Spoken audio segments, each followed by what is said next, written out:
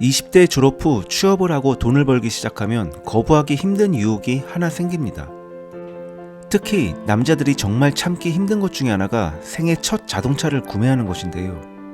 새 차에서만 나는 그 특유의 냄새, 그리고 20대에는 차가 없는 친구들이 주위에 더 많으니 그들의 부러워하는 시선을 강하게 느낄 수 있으며 가고 싶은 곳은 어디로든 갈 수 있다는 자유를 얻은 느낌이 듭니다. 하지만 안타깝게도 20대에 구매한 차는 실제로 여러분의 자유를 빼앗을 가능성이 더 높습니다. 30대에 비해 20대에 구매하는 자동차는 재정적으로 상당한 위협이 됩니다. 자동차는 한 번 구매하면 그걸로 끝이 아니라 보험료, 기름값, 자동차세 등 유지비가 끊임없이 들어갑니다. 특히 20대의 자동차 보험료는 미친 수준입니다. 게다가 자동차라는 최악의 부채 중 하나를 구입하기 위해 수년 동안 매달 적지 않은 이자를 추가로 지불해야 합니다. 대부분의 20대는 일시불로 자동차를 구매할 자금의 여유가 없기 때문이죠. 숨만 쉬고 있어도 매달 나가는 돈이 발생하는 악명 높은 부채 중에 하나입니다.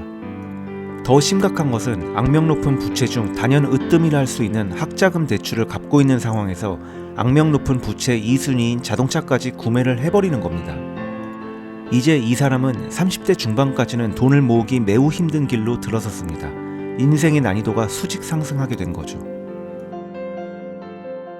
여기 딜러가 한 명 있습니다. 이 딜러는 20대 사회초년생에게 이런 말을 합니다.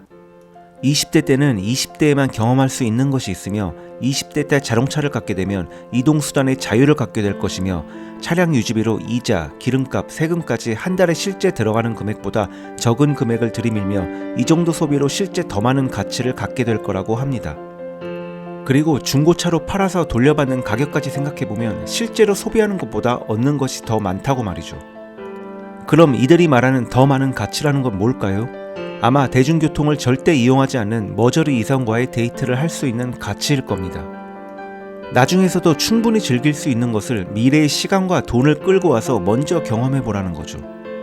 30대는 직장일이 더 바빠지고 결혼하고 애 낳으면 즐길 시간이 없으니 시간적으로 여유가 있는 20대에 미래의 돈을 끌어다가 쓰라는 얘기입니다. 이렇게 되면 보통 30대 중반쯤 되었을 때 다른 사람들과의 재정 차이는 심각하게 벌어져서 많이 꼬꾸라지게 됩니다.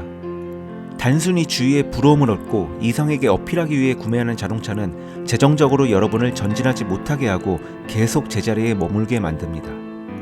나이는 먹지만 재정 나이는 계속 20대 중반에 머무는 거죠.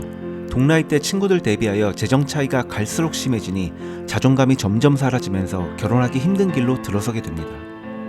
27살에 자동차 구매를 해서 월 할부금, 이자, 기름값, 세금, 보험료 포함해 월 100만원씩 매달 내는 사람과 27살에 이 돈을 주식이 아닌 아주 보수적으로 5.5% 금리로 적금에 5년을 가입한 사람이 있다면 원금 100만원을 60개월 동안 5.5%의 금리로 적금 시 원금 6천만원, 이자 838만 7,500원으로 세금 우대 가입 시 약 6,800만원을 수령하게 됩니다.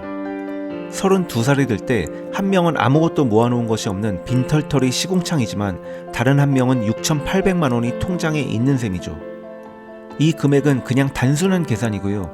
이렇게 번 금액을 전부 재투자하고 복리까지 가산한다면 그 금액은 앞으로 얼마나 될까요? 복리가 얼마나 무서운지는 경험해본 사람만 압니다.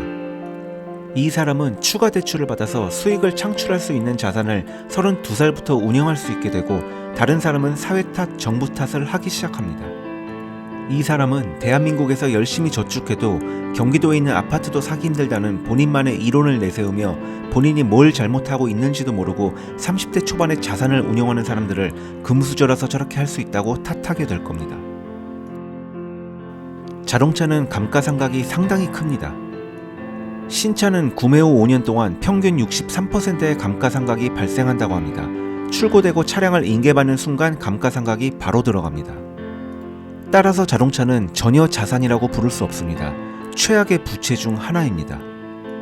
이렇게 비싼 품목 중 이토록 빠른 시간에 가치가 떨어지는 것이 차 말고 또 뭐가 있을까요?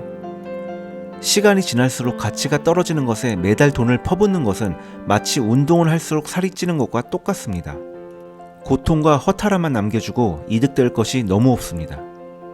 20대 차를 소유하며 얻게 되는 장점을 말하는 사람 대부분은 자동차 판매 관련된 사람들이거나 여러분을 그들과 같은 곳으로 끌어내리려는 자들입니다.